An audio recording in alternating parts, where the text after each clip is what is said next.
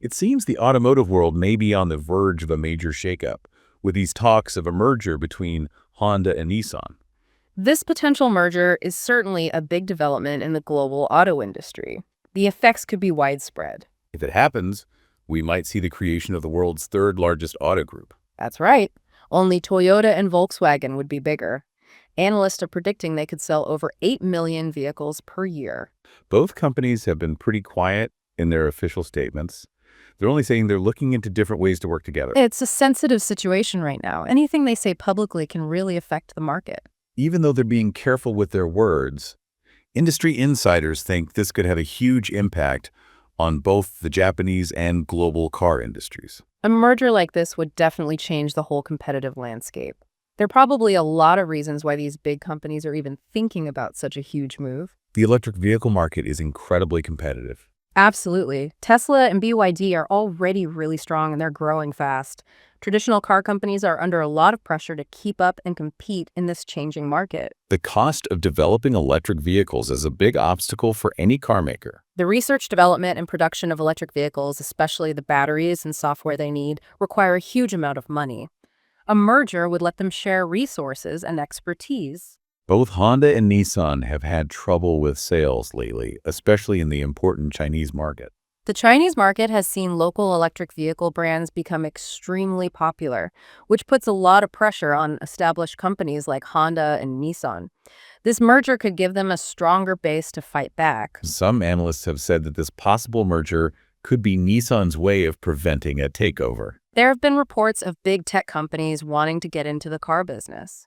Joining forces with Honda would make a much stronger company and might scare off unwanted buyers. Honda and Nissan do have a history of working together. They already have a strategic partnership in place. Their current partnership focuses on building important parts for electric vehicles together, which sets the stage for them to work even closer. Combining their strengths could give them some serious advantages. It looks like Mitsubishi Motors is part of these discussions too. Since Nissan owns a lot of Mitsubishi Motors, it makes sense to include them in any potential merger. Making the merger bigger could bring even more benefits to everyone involved. What benefits could we see if this merger actually happens? One of the biggest benefits would be that each company brings something unique to the table. Honda is known for its hybrid vehicles and motorcycles, while Nissan has a strong position in the electric vehicle market and a global reach. Putting all of that together creates a real powerhouse in the industry. Efficiency and cost savings would probably be major reasons for this merger. Could you talk more about those potential benefits? Combining their platforms, production processes, and research and development would save them a lot of money.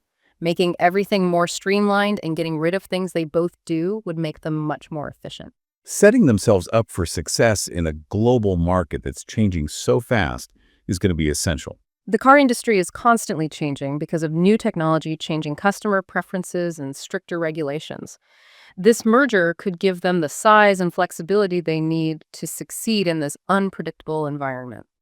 But even with all these potential advantages, we have to think about the challenges and uncertainties that come with such a big move. What obstacles might they face? Regulators, especially in Japan, are going to be watching this very closely. They'll be worried about job losses and how this will affect the Japanese economy. The fact that Nissan and Renault are financially connected makes things even more complicated. Figuring out how to separate those ties and dealing with the politics involved will require very careful planning and negotiation. The French government has a stake in Renault, so they'll probably try to influence things, which makes it even harder. Honda has always been very independent when it comes to developing new things. Could this cause problems with the company cultures if they merge? Bringing together two companies that have different ways of doing things is always a challenge. Finding a way to blend those approaches will be key to making sure everyone works well together. Both Honda and Nissan have been criticized for the cars they've been making lately, especially in the US market. How could this affect them moving forward? They're going to have to fix those problems if they want to win back customers and market share. Focusing on innovation and really understanding what customers want are going to be critical, especially in the highly competitive U.S. market. The early reaction from investors has been mixed. How has the market responded to this news? Nissan's stock price jumped up quite a bit when the news came out. That shows that investors are optimistic about the possible benefits of the merger. But Honda's stock price actually went down a little, which means some investors are worried about the risks and uncertainties. Analysts have had different opinions about this potential merger too.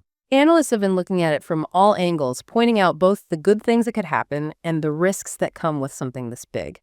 It helps us understand how complex this potential merger really is.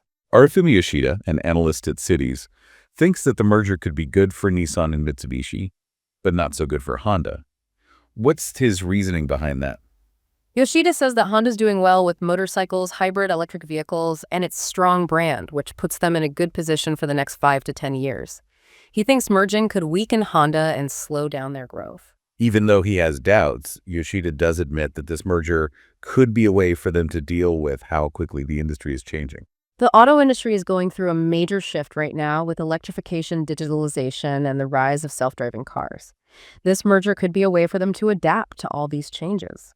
But Akira Kishimoto from JP Morgan thinks there are a lot of big hurdles that could stop this merger from happening. Kishimoto says it's going to be very difficult to separate Nissan and Renault financially, especially with the French government involved. He also says they need to explain their restructuring plan more clearly. Kishimoto is also worried about Honda's big investments in battery electric vehicles and battery factories in Canada. He thinks Honda needs to explain how they plan to handle those investments if they merge. Investors are worried because they're not being clear about these important details. Like a lot of people, JP Morgan is waiting for both companies to make official announcements before they make any final decisions. Until we have more concrete information, a lot of the analysis is just guesswork. Honda and Nissan need to tell everyone exactly what they're planning, what their goals are, and how they're going to overcome the challenges. That's the only way to gain investors' trust and influence how the market sees this merger. Lucinda Guthrie, an executive editor at Merger Market, says this potential merger wasn't a complete surprise. Guthrie points out that Honda and Nissan already work together, and that this could lead to them working even closer. They've already shown they can cooperate, which could naturally lead to a more integrated relationship. But she's not sure exactly what form this collaboration will take. Will it be a full merger or something less intense? No one knows for sure yet. It's important to figure out if this will be a complete merger of equals or if they'll have specific roles and responsibilities. That will determine the long-term consequences. Guthrie also thinks outside factors like Foxconn's interest in Nissan might be influencing when this merger happens. It definitely makes things more interesting to think about the possibility of outside pressure affecting their decisions. Whether it's a defensive move or a strategic one, it's important to understand why they're doing this to figure out if it will work in the long run. Guthrie says the Japanese government would have to approve any deal, especially because jobs might be lost. The Japanese government will definitely be looking at the social and economic impact of such a big merger. It's going to be a tough job for them to balance the potential benefits of companies combining with the need to protect jobs and the Japanese economy. Guthrie also brings up an important question. Can Japanese car makers compete with the rise of cheap cars from China? The Chinese car industry is growing really fast, and they're focusing on affordable electric vehicles. That's a big challenge for all the established car companies around the world. This merger could be a way for them to deal with this new competition. By combining, they can take advantage of their size and efficiency to compete with these lower-cost rivals. Peter Wells, a professor at Cardiff Business School's Center for Automotive Industry Research, says this could be a turning point for the industry. Wells thinks this merger could be a way for Honda and Nissan to combine their resources, save a lot of money, and develop new technologies faster. All of that is essential if they want to stay competitive in the changing car industry. There have been a lot of rumors about what Nissan's plans are, especially because of their complicated relationship with Renault. It's been difficult for Nissan to balance their partnership with Renault while trying to grow. This potential merger might mean they're changing their strategy. Wells knows that Nissan has had problems in recent years, both globally and in Japan. He says they've struggled to keep their cars competitive. Even though Nissan has a long history and is known for its technology, they've had a tough time keeping up with the fast-paced changes in the industry and what customers want. This merger could be what they need to turn things around and become competitive again. Wells thinks Nissan needed to do something big to solve these problems, but he's not sure if this merger is the right answer.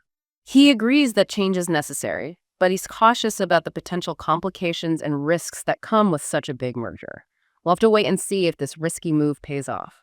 Wells is especially worried about Nissan's current cars, which he thinks are not what people in the U.S. market want. The U.S. market is a tough one for car companies because people there have specific tastes and the regulations are different. The fact that Nissan is having trouble making cars that appeal to U.S. buyers shows how important it is for them to fix this. Changing their strategy to target the U.S. market better is going to take a lot of time and effort. They might have to completely rethink how they develop cars and what kinds of cars they offer. To succeed, they'll need to understand what U.S. customers want, commit to innovation, and be able to adapt to the changing market quickly. Whether Nissan does this on their own or through this merger is a big question. This potential merger really shows how much the global auto industry is changing. Electrification is happening faster and faster, and the competition is getting tougher. It's hard to say what will happen in the end. We'll have to see if this deal actually goes through, and if it does, what it means for the competition. We'll need to keep a close eye on things over the next few weeks. Any official announcements from Honda and Nissan will give us a better idea of what they're planning. This potential merger brings up a really important question. What could this mean for the development of new car technologies, especially for electric vehicles if it's successful? The effects on technological advancements could be huge. A combined company would have more resources and knowledge, which could speed up innovation in things like battery technology, self-driving systems, and connected car platforms. The competition in the electric vehicle market could change drastically. A bigger, more integrated player could challenge companies like Tesla and BYD, who are currently leading the way in electric vehicles. We might see a shift in who has the most market share and influence. Consumers could benefit from this increased competition in the electric vehicle market. It could lead to more choices, lower prices, and people adopting electric vehicles more quickly. There's a lot of potential for innovation and disruption in the electric vehicle space. This merger could be the thing that pushes the development of new technologies and business models. But there are still challenges and uncertainties. Combining two large organizations with their own distinct cultures and ways of approaching technology is a big obstacle. There could be conflicts, and things might not run as smoothly. Regulators and politicians, especially in Japan, could affect how quickly the merger happens and whether it's successful. The financial connection between Nissan and Renault adds another layer of complication. It could slow down negotiations and create roadblocks. Whether this merger works or not depends on whether both companies can overcome these challenges and use their combined strengths to navigate the rapidly changing automotive world. Everyone in the industry will be watching closely to see how this potential merger plays out.